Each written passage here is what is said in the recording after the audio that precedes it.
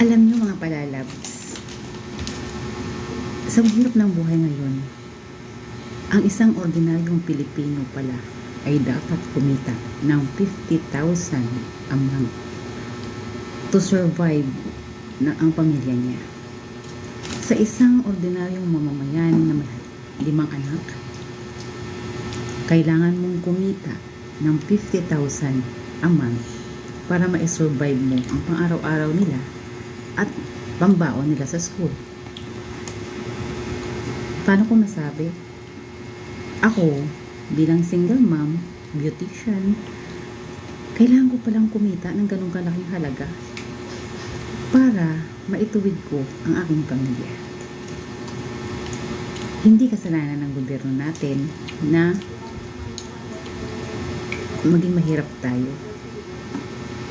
Pero paano ba natin lampasan ang poverty dahil sa sobrang mahal na lahat ng bilihin, hindi na nga magkakasya.